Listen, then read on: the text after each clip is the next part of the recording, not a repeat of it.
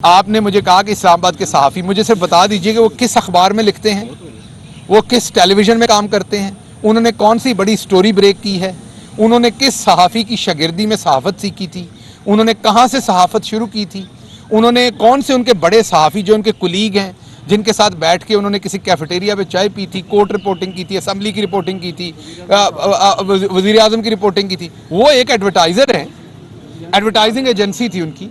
उसके ऊपर उन्होंने देखा कि आजकल न्यूज़ का धंधा भी ज़्यादा चल रहा है, ब्रेकिंग न्यूज़, उन्होंने एक न्यूज़ एजेंसी बना दी। तो वो सहाफ़ी नहीं है, पहले अपनी ये करेक्शन कर लें। और उसके बाद दूसरी बात मैं आपसे पूछूं कि हमने तो, हमारे मिनिस्टर ने तो उनके ऊपर कंप्लेन की क्योंकि उन्होंने एक बहुत ही फोश, घटिया, लघव बात की थी और एक ऐसी बात की थी जो आपको पता है कि बाजार में चलते हुए लोग भी एक दूसरे के बारे में नहीं करते। उन्होंने नेशनल टेलीविजन के ऊपर बैठ के एक बहुत ही गलीज बात की थी। मिनिस्टर साहब के पास ये आइन कानून जो आपको हक देता है, मिनिस्टर साहब को भी देता है। उन्होंने कंप्लेन की और दरवाज़ा खटखटाया इंसाफ के कानून का। हमें तो ये लगता था कि उस कंप्लेन में उनके खिलाफ कानूनी तौर पर कार्रवाई होगी, अदालत में केस जाएगा और उनको सज़ा मिलेगी और अदालत में वो जाएंगे, उतनी देर तक वो उनकी जमानत होगी, वो फ्री रहेंगे और आखिर पर सज़ा होगी। अगर वो गलत हुए तो उनको सज़ा होगी, सही हुए तो वो छूट जाएंगे। उन्होंने जो कारनामा सर अंजाम दिया जब वहाँ पर गए कि पहले लोगों को मबहूस कर लिया, फिर लोगों के ऊपर फायरिंग की, कैमरामैनों पे सीधी फायरिंग की जो वहां पर मौजूद थे, उसके बाद पुलिस वालों को फेंटा लगाया, उनके सर पर गन रखी, स्ट्रेट उन्होंने गन तान के फायर किया, लोगों को जख्मी किया। तो ये तो टेररिज्म का एक्ट किया उन्होंने। ये जो गन है उन्होंने एक एफआईए या पुलिस के एहलकार के ऊपर नहीं तानी, ये गन उन्होंने स्टेट पे तानी है, तो स्टेट इसका जवाब देगी। जो गन उन्होंने स्टेट पे तानी है, एक सेकंड बात सुन लीजिएगा, जो गन उन्होंने स्टेट पे तानी है उसका जवाब स्टेट देगी। हमने उनके ऊपर एक जो उन्होंने बहुत ही घटिया गलीज बात की थी जो रवाज बन गया हुआ है यहां पर, इसी तरह के अभी आप देखें वो एक घटिया ट्रेंड चलाने वाले को मरियम सफदर कह रही मेरी जिम्मेदारी है। तो मरियम साहबा ऐसे तो गालियां, आप हमारी बहन है, मैं पंजाब में भी 1 साल रहा हूं, फेडरल में भी, ये सारे रिपोर्टर खड़े हैं, इनमें से कोई दिल पे हाथ रख के बताए कि कभी निजी महफिल में भी आपके बारे में ऐसी गुफ्तगू की हो जो कोई भाई अपनी बहन के बारे में ना कर सकता हो। हम तो आपका एहतराम करते हैं, आपको भी शर्म करनी चाहिए, आपको हया करनी चाहिए कि आप ऐसे गंदे लोगों की जमानतें करवाते फिरते हैं, आप उनकी ओनरशिप ले रहे हैं जो गंदे ट्रेंड्स चलाते हैं, ये ना लाएं। फिर आप सारे शीशे के घर में बैठे हैं, सबकी बहन बेटियां हैं, सबके बारे में बकवास हो सकती है। मैं आपसे हाथ जोड़ के अपील करता हूं दोबारा, जो मुस्लिम लीग नून के अंदर सेन लोग हैं और मीडिया से, उनसे करप्शन पे बात करें, आप लोगों की जो मिस गवर्नेंस है उस पर बात करें, कोई अपने इख्तियारात को गलत इस्तेमाल कर फैमिलियों पे ना जाए, जो लोग सियासत में नहीं उन पे नहीं जाएं, लोगों पे कीचड़ नहीं उछालें। तो ये बहुत ही घटिया तर्ज अमल है कि जो लोग गंदे ट्रेंड चलाते हैं उनकी आप जमानतें और उनकी पैरवी करते हैं। आपके जो इलेक्टेड लोग हैं या आपके जो ऐसे लोग हैं जिनको आप राइट और लेफ्ट खड़े करते हैं, वो लोगों की माओ को गालियां देते हैं, वो लोगों की मरी हुई माँ को गालियां, गाली का जवाब क्या है? मुंह भर के गाली देनी है। जब आप किसी की माँ को गाली देते हैं ना, ये एक इनका ये टेस्ट ट्यूब बेबी इनका इधर फिरता है सियासी, उस टेस्ट ट्यूब बेबी को मैं ये कहूंगा सियासी को कि गाली जब आप मुझे या किसी की माँ को गाली देते हैं, असल में आप अपनी माँ को गाली दे रहे होते हैं। जट्टों की जो तरबियत है वो ये नहीं है, अराइयों की तरबियत ये नहीं है, गुजरों की, मलकों की ये तरबियत नहीं है पंजाब के अंदर, ये सकाफत नहीं है। जब आप कहते हैं मामा तियां सांझियां, वो इसीलिए कही जाती हैं बदबख्तों के हर एक की माँ बहन आपकी माँ बहन है। आप हमसे निपटें, सियासत करें, सामने खड़े कहें ये बात गलत है, ये सही है, ये गवर्नेंस के इश्यूज हैं। आप किसी की माँ बहन को गाली दे के सियासत कैसे कर सकते हैं? जब आप उसकी माँ बहन को गाली देते हैं तो असल में अपनी माँ, मतलब मैं कुलसूम साहबा के बारे में कोई बदजुबानी करूं तो अपनी माँ के लिए करूंगा ना। मैं मरियम साहबा के बारे में कोई इखलाक से गिरी हुई बात करूं जैसे राणा सनाउल्लाह साहब किया करते थे, तो मैं अपनी बहन के लिए गिरी हुई बात करूंगा ना। ये हमारी तरबियत में नहीं है। हम आपकी मंजी पीढ़ी इतनी ठोकेंगे कि चूल में से आवाज नहीं आएगी, लेकिन आपकी माँ बहन को सर का ताज रखेंगे, आपकी माँ बहन को सर का ताज रखेंगे जैसे हमारी माँ बहन है। तो इस रास्ते पे ना आए। और जो आपने खुद साख्ता सहाफी की बात की जो वजीर आजम के पास पैसे मांगने के लिए आए थे, जो वजीर आजम को मैंने कानों से सुना था कि मैं इस मीडिया की टांगे बांध के आपके सामने फेंक दूंगा, और वहां पे और लोग भी बैठे हुए थे, मुझे इतने पैसे दे दें। आने वाले दिनों में अपोजिशन के लिए मजीद परेशानियां आ रही हैं। सबसे पहले तो सिर्फ यही था कि फ़र्द जुर्म आयद होने जा रही थी, जिसकी वजह से आपने देखा कि एकदम एक चाबी चढ़ी और लोग इधर से उधर भागने लग गए। फजल रहमान साहब भी वापस जॉब पे आ गए, मरियम साहबा बिल्कुल साइलेंट मोड पे। हम आपको बताते थे, आप अक्सर कहते हैं पीपल्स पार्टी और नून लीग अलग अलग हैं, सवाल करते हैं ये अलग हो गए। हम आपको बताते हैं ये इकट्ठे हैं जब ये अलग भी होते हैं। फिर आप कहते हैं मरियम और चचा में बड़ी सख्त लड़ाई है, हम आपको कहते हैं नहीं, वो भी नूरा कुश्ती है, वो भी दिखाने के लिए है, क्योंकि ये सब चोर हैं। और चोर जो होते हैं जब उनके इंटरेस्ट की बात होती है तो वो एक हो जाते हैं, इसलिए नहीं कि वो अंदर से एक होते हैं या एक दूसरे को पसंद करते हैं, अंदर से पसंद नहीं कर रहे होते वो, लेकिन उनको ये पता होता है कि इत्तेफाक में बरकत है। अगर वो इकट्ठे होंगे तो वो लॉ इन्फोर्समेंट से, अदालतों से, सज़ाओं से बच सकेंगे। अगर वो अलग अलग एक दूसरे से लड़ेंगे तो फिर जो इनका पूरा माफिया का सिस्टम है वो वीकर हो जाएगा। तो आप देखेंगे जब जब इनके ऊपर फर्दे जुर्म लगेंगी, एहतसाब का फंदा इनके ऊपर तंग होगा, तो आप देखेंगे एकदम आपको नून लीग और पीपल्स पार्टी जो है वो एक दूसरे को घसीट घसीट के तीतर खिलाते हुए नजर आएंगे। आपको नजर आएगा घसीट घसीट के एक दूसरे को ये खाने खिला रहे हैं अपने घरों पे, घसीट घसीट के इज्जत दे रहे हैं एक दूसरे को। और इसी तरीके से जो शहबाज शरीफ साहब हैं वो आपको नजर आएगा इस्लामाबाद, वो इधर जा रहे हैं उधर जा रहे हैं, वो अपने लिए कोई थोड़ा सा फुटवर्क करके ना जगह बना रहे हैं। जैसे वो जगह बनाते थे, मरियम सफदर साहबा ट्वीट करके, किसी ना किसी को लॉन्च करके, किसी को गाली दे के वो एकदम उस माहौल को ख़राब कर देती थी। लेकिन अब चचा पे और जो कज़न है उसके ऊपर क्योंकि फ़र्द जुर्म होने जा रही है और वो चोरी की है, और अगर ये हो गई तो ये रवाज पड़ जाएगा यहाँ पर इंसाफ होने का। तो आपने देखा मरियम साहबा भी मुकम्मल साइलेंट मोड पे हैं। तो जब जब इनकी करप्शन के को पकड़े जाने का मौका आएगा, आप देखेंगे ये साइलेंट मोड पर फौरी तौर पर लग जाएंगे। अब आने वाले दिनों में आपको हम और खुशखबरियां देंगे कि लूटी हुई और बहुत सारी दौलत जो है वो अनर्थ हो रही है। लोग पूछते हैं जी वो किधर गया पैसा जो आपने वापस लेना था? अभी तक को तकरीबन 550 अरब तो नैब रिकवर कर चुकी है। अब आप कहेंगे 550 अरब का आवाम को क्या फ़ायदा? ये 400 अरब का हेल्थ कार्ड है, अगले 3 साल में, नहीं चोरों से लूटे हुए पैसे से ही आपको दिया है। अगर वो रिकवर ना होते तो हम तो नोट नहीं छाप रहे, हम तो मुल्क को मकरूज नहीं कर रहे जैसे ये करते थे। तो आप ये देखें कि अगर ये 550 अरब ना आता हुकूमत के पास तो ये 400 अरब का हेल्थ कार्ड हुकूमत कहाँ से देती? तो जैसे जैसे इन चोरों से हम पैसा रिकवर करेंगे वैसे वैसे आवाम को सहूलत हम ज़्यादा देते जाएंगे। अभी आपके सामने जो एक सिचुएशन डेवलप हुई थी चंद दिन पहले, इन्होंने चाय की प्याली के अंदर तूफ़ान बर्पा करने की कोशिश की थी। उसके बाद जब चौधरी मोहम्मद सलाई ने बड़ी मंजी हुई सियासत की, मैं ये कहूँगा बड़े राइट टाइम पे। आपको पता है क्रिकेट में और सियासत में टाइमिंग बहुत इंपॉर्टेंट होती है। अगर बॉल को बल्ला टाइमिंग पे लग जाए और इसी तरीके से अगर सियासत में हिकमत अमली और बयान टाइमिंग पे दे दिया जाए तो बॉल हमेशा रस्से से बाहर जाती है। तो इसी तरीके से ये बीमारी के बहाने, मिजाज पुरसी के बहाने, ये एक पंजाब के बहुत ही मोतबर ख़ानदान, एक बहुत ही सियासी कद और काट का जो ख़ानदान चौधरी बरादरान का है, ये उनके कंधे पे बंदूक रख के अपना जो कन्फ्यूजन फैलाने का फॉर्मूला इनका है ये वो करने की कोशिश कर रहे थे। उन्होंने बहुत ही शानदार तरीके से इसका जवाब दिया, अपनी ख़ानदानी वज़ादारी का मुजाहरा भी किया, ये भी बताया कि वो कमिटमेंट पे पूरा उतरेंगे जो उन्होंने किया है, और इन्हों का मकू भी ठप देता।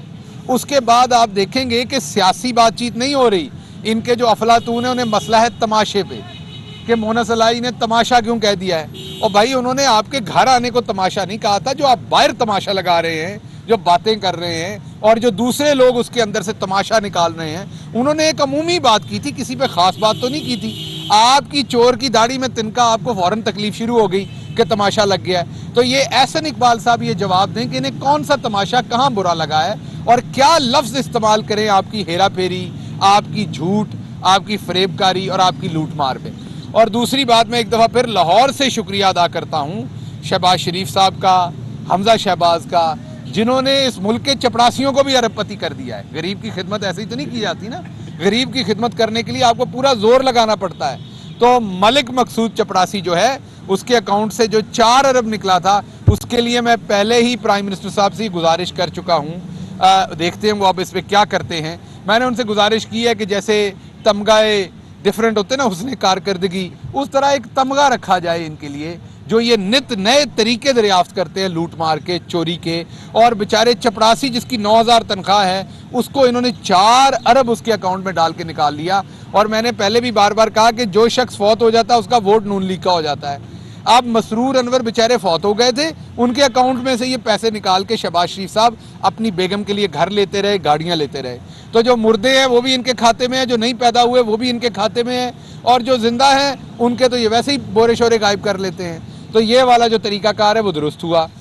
तीसरी बात, केपीके में आपने देखा हमने बिल्कुल पहले मरहले में नुकसान उठाया क्योंकि हमने टिकट गलत दिए, हमने अपने वर्कर को अपने वर्कर के सामने खड़ा होने दिया, अपनी लीडरशिप को अपने, तो हमारा मुकाबला था पीटीआई वर्सेस पीटीआई, जिसकी वजह से हमें नुकसान हुआ। अभी जो रिजल्ट्स आए आपने देखा, हमने अपनी हिकमत अमली चेंज की, आपको पाकिस्तान तहरीक-ए-इंसाफ वहीं खड़ी नजर आई जहां पहले खड़ी थी। बिल्कुल मुल्क में मुश्किलात है, आज भी कल भी पेट्रोल बढ़ा है, बहुत कोशिश की कि वो ना बढ़ाना पड़े, 12 रुपए के करीब बढ़ा है, बिल्कुल खुश नहीं है, क्योंकि जब आप तकलीफ में होंगे तो एक ऐसा वजीर आजम जो हमेशा गरीब के लिए सोचता है वो कभी खुश नहीं होगा। लेकिन कोई हमें इसका हल बता दे कि अगर बाहर $40 से $95 पे पेट्रोल चला जाएगा तो हुकूमत के पास क्या हल है। एक हल है कर्जे लें और सब्सिडी डालें, उसमें आपकी नस्लों को मकरूज करें, अपनी फॉरेन पॉलिसी को मकरूज करें, अपनी तमाम तर जो ताकत इस मुल्क के पास है इसकी आवाम की वजह से उसको मकरूज करें। और दूसरा हल है कि पेट पे पत्थर बांधें, मुश्किल वक्त है, इकट्ठे एकजुट होकर गुजारें, और वो हम कर रहे हैं। और हम बिल्कुल खुश नहीं हैं जो ये महंगाई की वेव आती है, लेकिन हमें अल्लाह के घर से उम्मीद है कि अगले 2 से 3 महीने में ये इंटरनेशनल महंगाई, अब अगर ये रूस और यूक्रेन का ये जो मसला है ये अगर थमता है तो आपको नजर आएगा कि ये तमाम चीज़ें जो हैं, पेट्रोलियम की कीमतें ये नीचे आएंगी, जिससे ओवरऑल महंगाई के ऊपर असर होगा। एक बात मैं और आपको बताता चलूँ कि प्राइम मिनिस्टर साहब ने ये फैसला किया है कि जो सूबाई काबीना है पंजाब की, उसमें भी हम कुछ नए लोगों को ला रहे हैं, जिन लोगों को हमें लगता है कि हमें उनकी ज़रूरत है, उनकी परफॉर्मेंस की ज़रूरत है, उनकी कैपेसिटी की ज़रूरत है, क्योंकि पंजाब बहुत बड़ा सूबा है और उसके अंदर आबादी बहुत बड़ी है, और क्योंकि हमने छोटे यूनिट्स नहीं बनाए पहले, तो सेंट्रलाइज सिस्टम है। कई जगहों पर आपको ज़्यादा इदारे बनाने की भी ज़रूरत है और कई इदारों में ज़्यादा लोगों की भी ज़रूरत है। तो इंशाल्लाह अगले आने वाले दिनों में हम मज़ीद एडिशन करने का प्लानिंग कर रहे हैं। प्राइम मिनिस्टर साहब ने एक ओवरऑल पॉलिसी और स्ट्रेटेजिक ये डायरेक्शन दे दी है चीफ मिनिस्टर को भी, और अपने पार्टी के भी जो सेक्रेटरी जनरल हैं और सदर साहब हैं पंजाब के, उनको। और इसमें आने वाले दिनों में आपके साथ हम शेयर करेंगे ये इन्फॉर्मेशन कि कौन से नए पोर्टफोलियो या कौन से नए लोगों को कौन सी जिम्मेदारियां हम देने जा रहे हैं। अच्छा, बात पूरी कर लें। इसी तरीके से हम फेडरल गवर्नमेंट में भी हम ये समझते हैं कि वहाँ भी हमें ज़रूरत है नए लोगों की, क्योंकि हम ऐसे इस टाइम डिसाइसिव मोमेंट पे चले गए हैं कि हम 4था साल है हमारा, इकॉनमी हमें बिल्कुल बैंकरप्ट मिली थी। आज अल्लाह का शुक्र है कि 5.37 पे आपकी ग्रोथ है, आपके मुल्क के फॉरेन रिजर्व हाईएस्ट लेवल के ऊपर हैं, 7 अरब पे मिले थे आज 22 अरब पे हैं, एक्सपोर्ट 20 अरब पे मिली थी आज 30 अरब होने जा रही है। अगर आप देखें रेमिटेंसेस तो वो रिकॉर्ड हद तक ऊपर हैं। अगर आप कंस्ट्रक्शन का एरिया देखें तो बहुत ऊपर चला गया, प्रॉपर्टी का देखें तो ऊपर चला गया, लार्ज मैन्युफैक्चरिंग सेक्टर ऊपर चले गई, होम अप्लायंसेस देखें ऊपर चले गए, ट्रैक्टर ऊपर चले गए, गाड़ियां ऊपर चली गई, मोटरसाइकिल्स ऊपर चले गए, साइकिल ऊपर चले गए, वॉशिंग मशीन, पंखे, तमाम चीज़ों की, ग्रॉसरी की सेल्स, सब कुछ ऊपर गया। तो हमें यह नज़र आ रहा है कि अब हमने इकोनॉमी को स्टेबल कर लिया है, अब हमने अपना जो एजेंडा है उसको फाइनल हम स्टेज में है, तो हमने पूरा उसके ऊपर पुश करना है। इसलिए हम फेडरल जो काबीना है उसके अंदर भी एडिशंस करने जा रहे हैं, और कुछ नए मिनिस्टर ऑफ स्टेट्स या नए पोर्टफोलियोज और नए लोगों को उसमें भी हम ऐड करने जा रहे हैं, उसमें भी ऐड करने जा रहे हैं। और प्राइम मिनिस्टर साहब ने इसमें पॉलिसी डायरेक्शन दे दी है, और जब इसके अंदर नए खदोखाल नई बातें आएंगी तो वो आपके साथ नए नाम या कौन से नए लोगों को ये जिम्मेदारी मिलेगी वो आपके साथ शेयर करेंगे। पहले फिर आप बताइएगा कि तरीन साहब के ग्रुप की रात मीटिंग थी और उन्होंने मीडिया टॉक में कहा कि हमसे अपोजिशन वाले तो राब्ता कर रहे हैं, लेकिन हुकूमत की जानिब से भी हमसे राब्ता हुआ है। पहली दफ़ा उन्होंने इस चीज़ का इंदिया दिया है। आप क्या समझते हैं कि आपको अपोजिशन के साथ साथ अपने इत्तेहादियों या अपनी ही जमात के अरकान असम्बली से भी किसी किस्म का खौफ है, किसी वोट ऑफ नो कॉन्फिडेंस की सूरत में वो भी धोखा दे सकते हैं? और अगर राब्ता हुआ है तो क्या तरीन साहब को मना लिया गया है, वो ऑल आउट पीटीआई के साथ खड़े होंगे? देखिए, पहली बात तो ये है कि तरीन साहब ने आज के दिन तक पाकिस्तान तहरीक-ए-इंसाफ या इमरान खान के खिलाफ कोई बयान नहीं दिया। अब लोगों की अजम्पशंस के ऊपर सवालों के जवाब नहीं दिए जा सकते। अगर किसी की अजम्पशन है और वो उस अजम्पशन पे एक सवाल करता है तो वो उनकी अपनी अजम्पशन है, उसका जवाब भी उन्हीं को देना है, हमने नहीं देना। तरीन साहब ने आज के दिन तक पाकिस्तान तहरीक-ए-इंसाफ या प्राइम मिनिस्टर साहब से के ख़िलाफ़ कोई इकदाम करने का बयान नहीं दिया। रही बात राब्तों की, हमेशा रहते हैं। अभी हमारे दोस्त हैं अजमल चीमा साहब, उनके जो भतीजे की शादी थी वहाँ मेरी उनसे भी मुलाकात हुई। जिन बहुत सारे दोस्तों को आप तरीन साहब का ग्रुप कह रहे हैं उनसे भी मुलाकात हुई। तो राब्ते तो हुकूमती लोगों के और उनके हमेशा रहते हैं, मुलाकातें भी रहती हैं। तो इसलिए इसको आउट ऑफ प्रोपोर्शन जो है वो ना देखा जाए, इसको इसके प्रोपोर्शन में देखा जाए, इसको इसकी रियलिटी में देखा जाए, इसमें से थेरीज ना निकाली जाए। जी सर, आप सवाल गिल साहब ये बताएं कि इस वक्त पंजाब और फेडरल में आपकी कैबिनेट जो है वो मियां नवाज शरीफ की कैबिनेट के बराबर उसका साइज हो चुका हुआ है, बल्कि कई जगहों पे साइज बढ़ा है। इशू गवर्नेंस का है। काबीना में इजाफे से महंगाई और आम आदमी को क्या फ़ायदा पहुंचेगा और महंगाई को काबू पाने के लिए अमली इकदाम क्या कर रहे हैं? इसमें ये बयान करना है कि आईनी तौर पर आप एक लिमिट से बढ़ा नहीं सकते कैबिनेट को, और उतना साइज आप पहले ही अवेयर कर चुके हैं। मैं बताता हूँ। देखिए, दो बातें ध्यान में रखिएगा कि एक तो ये कि कुछ चीज़ों के लॉन्ग टर्म इफेक्ट्स होते हैं और कुछ के शॉर्ट टर्म इफेक्ट्स होते हैं। आपने देखा होगा आपके यहाँ सीएम का बीट रिपोर्टर होता है, फिर अचानक आपका चैनल स्पेशल कॉरेस्पॉन्डेंट रख देता है। वो स्पेशल कॉरेस्पॉन्डेंट फिर बड़ी बड़ी स्टोरीज ढूंढ के लाता है। इसलिए हर जगह पे गुंजाइश मौजूद होती है। अंसारी साहब के साथ जब स्पेशल कॉरेस्पॉन्डेंट लगाया जाता है तो दुनिया टीवी की ताकत दुगनी हो जाती है। इसी तरह जब जियो टीवी, इसी तरीके से एक्सप्रेस और GNN दूसरे दोस्तों में, इसी तरीके से काबीना में भी ये होता है। आप अगर तो आप करने आए हैं अयाशी और पैसा बनाने, तो फिर सियासत से ज़्यादा वेला काम कोई नहीं है। लोगों से मिलें, चाय पिएं, उनके काम कराएं और पैसा बनाएं। लेकिन अगर आप वाकई खिदमत करने आए हैं तो मैं आपको पूरे सिद्के दिल से बता रहा हूँ, इससे मुश्किल नौकरी कोई नहीं है। आपको 16 से 18 घंटे काम करना पड़ता है और फिर भी चीज़ें बची होती हैं जो आप नहीं कर पाते। तो बिल्कुल और लोगों को होना चाहिए, उससे उनकी प्रोडक्टिविटी बढ़ेगी। जब प्रोडक्टिविटी बढ़ेगी तो उसका लॉन्ग टर्म में आवाम को फ़ायदा होगा, गुर्बत में भी कमी का उसका फ़ायदा होगा, एजुकेशन जिस महकमे में काम हो रहा है उस महकमे में उसकी बेहतरी आएगी। फॉर एग्जाम्पल, मुल्क के देखें छोटे और बड़े कितने चैम्बर ऑफ कॉमर्स हैं, मुल्क के अंदर कितनी इंडस्ट्रीज़ हैं, उनके कितने रिप्रेजेंटेटिव हैं। एक अगर आपके मिनिस्टर हैं, यहाँ नीचे हैं या ऊपर हैं, वो अगर नहीं मिल पाते तो आपको क्या दूसरे लोग नहीं साथ लेने? इसी तरीके से कोई और मिनिस्ट्री है फॉर एग्जांपल, तो उसमें आपको अगर आपको ज़रूरत है तो ज़रूर लोग होने चाहिए, ज़रूरत नहीं है तो खान पीन से लोग नहीं लाने चाहिए। और इमरान खान का मतमा नज़र है प्रोडक्टिविटी, इसलिए जहां ज़रूरत हुई लगाएंगे, जहां ज़रूरत हुई नहीं लगाएंगे, और आइन और कानून के मुताबिक उसकी तादाद रखेंगे। सवाल में अगला आपके पास तहरीके अदम इत्मीनाद आ रही है, कहीं ऐसा तो नहीं है कि उसके खौफ में आप दोस्तों को राजी करने की कोशिश कर रहे हैं? और दूसरा मेरा सवाल ये है कि इस्लामाबाद में आज एक सहाफी के साथ वाकया पेश आया है जो उसकी तरफ से किया गया, हम उसकी भी मजम्मत करते हैं, लेकिन क्या आप समझते नहीं है कि आज़ादी सहाफत पर भी कहीं हमला हो रहा है? पहले सवाल का जवाब तो शेर में है कि दोस्तों के दरमियान वजह दोस्ती है तू, मेरी जिंदगी है तू। तो सारे हमारे दोस्त ही हैं, और अगर किसी को पोर्टफोलियो दे दिया जाता है तो आप कहते हैं कि उसको राजी कर लिया, किसी को नहीं मिलता तो हम उससे नाराज़ हैं। ऐसे ना देखें इसको इस तरीके से देखें कि तमाम लोग जो भी सियासत में या सियासी इन्वायरमेंट में आइन के अंदर किसी ओहदे पे भी काम करते हैं, भले MNA MPA हैं या काबीना का हिस्सा हैं, वो आवाम के लिए उनका एक जो भी कमिटमेंट है उसके एतबार से लीडरशिप देखती है कि वो कहाँ काम कर सकती है। जहाँ उन्हें मुनासिब लगता है वहाँ पर उनको जिम्मेदारी दी जाती है। नाराज़गी और ना नाराज़गी इसकी वजह नहीं होती। दूसरा सवाल आपका जो है, आपने मुझे कहा कि इस्लामाबाद के सहाफ़ी, मुझे सिर्फ बता दीजिए कि वो किस अखबार में लिखते हैं, वो किस टेलीविज़न में काम करते हैं, उन्होंने कौन सी बड़ी स्टोरी ब्रेक की है, उन्होंने किस सहाफ़ी की शागिर्दी में सहाफ़त सीखी थी, उन्होंने कहाँ से सहाफ़त शुरू की थी, उन्होंने कौन से उनके बड़े सहाफ़ी जो उनके कुलीग हैं जिनके साथ बैठ के उन्होंने किसी कैफेटेरिया में चाय पी थी, कोर्ट रिपोर्टिंग की थी, असम्बली की रिपोर्टिंग की थी, वज़ीर आज़म की रिपोर्टिंग की थी। वो एक एडवर्टाइज़र हैं, एडवर्टाइजिंग एजेंसी थी उनकी। उसके ऊपर उन्होंने देखा कि आजकल न्यूज़ का धंधा भी ज़्यादा चल रहा है, ब्रेकिंग न्यूज़, उन्होंने एक न्यूज़ एजेंसी बना दी।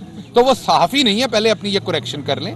और उसके बाद दूसरी बात मैं आपसे पूछूं कि हमने तो, हमारे मिनिस्टर ने तो उनके ऊपर कंप्लेन की क्योंकि उन्होंने एक बहुत ही फोश, घटिया, लघव बात की थी, और एक ऐसी बात की थी जो आपको पता है कि बाजार में चलते हुए लोग भी एक दूसरे के बारे में नहीं करते। उन्होंने नेशनल टेलीविजन के ऊपर बैठ के एक बहुत ही गलीज बात की थी।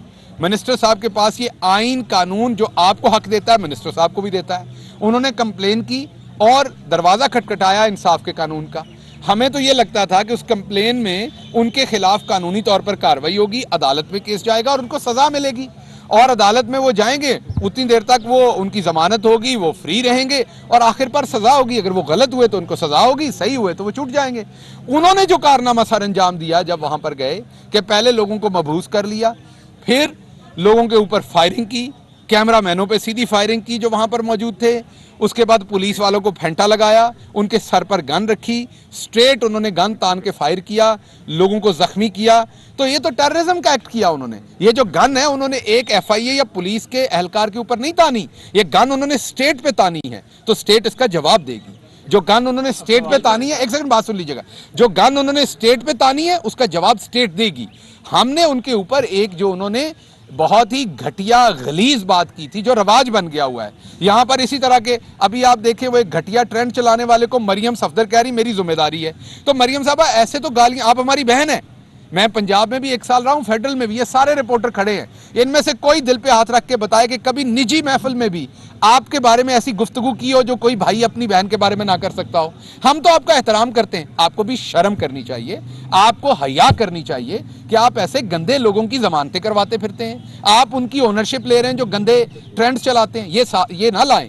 फिर आप सारे शीशे के घर में बैठे हैं, सबकी बहन बेटियां हैं, सबके बारे में बकवास हो सकती है। मैं आपसे हाथ जोड़ के अपील करता हूं दोबारा, जो मुस्लिम लीग नून के अंदर सेन लोग हैं और मीडिया से, उनसे करप्शन पे बात करें, आप लोगों की जो मिस गवर्नेंस है उस पर बात करें, कोई अपने इख्तियारात को गलत इस्तेमाल कर फैमिलियों पे ना जाएं, जो लोग सियासत में नहीं उन पे नहीं जाएं, लोगों पे कीचड़ नहीं उछालें। तो ये बहुत ही घटिया तर्ज अमल है कि जो लोग गंदे ट्रेंड चलाते हैं उनकी आप जमानते और उनकी पैरवी करते हैं। आपके जो इलेक्टेड लोग हैं या आपके जो ऐसे लोग हैं जिनको आप राइट और लेफ्ट खड़े करते हैं, वो लोगों की माओ को गालियां देते हैं, वो लोगों की मरी हुई मां को गालियां, गाली का जवाब क्या है? मुंह भर के गाली देनी है। जब आप किसी की मां को गाली देते ना, ये एक इनका ये टेस्ट ट्यूब बेबी इनका इधर फिरता है सियासी, उस टेस्ट ट्यूब बेबी को मैं ये कहूंगा सियासी को कि गाली जब आप मुझे या किसी की मां को गाली देते हैं, असल में आप अपनी मां को गाली दे रहे होते हैं। जट्टों की जो तरबियत है वो ये नहीं है, अराइयों की तरबियत ये नहीं है, गुजरों की, मलकों की ये तरबियत नहीं है पंजाब के अंदर, ये सकाफत नहीं है। जब आप कहते हैं मामा तियां सांझियां, वो इसीलिए कही जाती हैं बदबख्तों के हर एक की माँ बहन आपकी माँ बहन है। आप हमसे निपटें, सियासत करें, सामने खड़े कहें ये बात गलत है, ये सही है, ये गवर्नेंस के इश्यूज हैं। आप किसी की माँ बहन को गाली दे के सियासत कैसे कर सकते हैं? जब आप उसकी माँ बहन को गाली देते तो असल में अपनी माँ, मतलब मैं कुलसूम साहबा के बारे में कोई बदजुबानी करूं तो अपनी माँ के लिए करूंगा ना। मैं मरियम साहबा के बारे में कोई इखलाक से गिरी हुई बात करूं जैसे राणा सनाउल्लाह साहब किया करते थे, तो मैं अपनी बहन के लिए गिरी हुई बात करूंगा ना। ये हमारी तरबियत में नहीं है। हम आपकी मंजी पीढ़ी इतनी ठोकेंगे कि चूल में से आवाज नहीं आएगी, लेकिन आपकी माँ बहन को सर का ताज रखेंगे, आपकी माँ बहन को सर का ताज रखेंगे जैसे हमारी माँ बहन है। तो इस रास्ते पे ना आए। और जो आपने खुद साख्ता सहाफी की बात की जो वजीर आजम के पास पैसे मांगने के लिए आए थे, जो वजीर आजम को मैंने कानों से सुना था कि मैं इस मीडिया की टांगे मान के आपके सामने फेंक दूंगा, और वहां पे और लोग भी बैठे हुए थे मुझे इतने पैसे दे दें, तो वो शख्स आज अपने आप को सहाफी कहे या आप उनको सहाफी कहें, ये आपकी मुझे जुस्तजू का पता है सहाफत के लिए आपने जाती तौर पर क्या की हुई है। ये आपको भी आपके लिए भी दुरुस्त नहीं कि ऐसे लोग अपने आप को सहाफी। नाज़रीन, मुआविन ख़ुसूसी शहबाज गिल मीडिया के नुमाइंदों से गुफ्तगू कर रहे थे। उन्होंने कहा कि वज़ीर-ए-आज़म के दौरे का मकसद फलाह बहबूद के लिए जारी मंसूबों का जायज़ा लेना था। वज़ीर-ए-आज़म इमरान खान के लाहौर के एक रोज़ा दौरे के हवाले से वो अपडेट कर रहे थे। उन्होंने कहा कि पार्टी अरकान और लोगों से मुलाकातें हो रही हैं। न्यूज़ स्टूडियो से फिल वक्त इतना ही।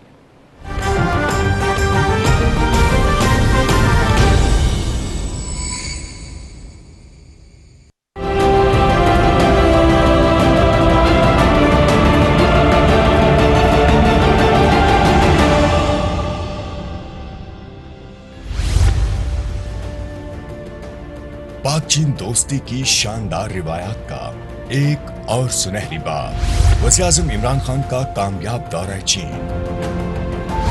दोनों मुल्कों की आला क़यादत का खित्ते में इस्तेहकाम और मुश्तरका इक़्तिसादी अहदाफ के हसूल के लिए भरपूर अज़्म का इजहार।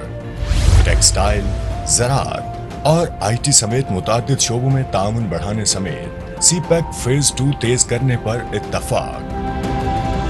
इक़्तिसादी जोन्स में चीनी कंपनियों की मुंतकिली, फ्री ट्रेड एग्रीमेंट में नई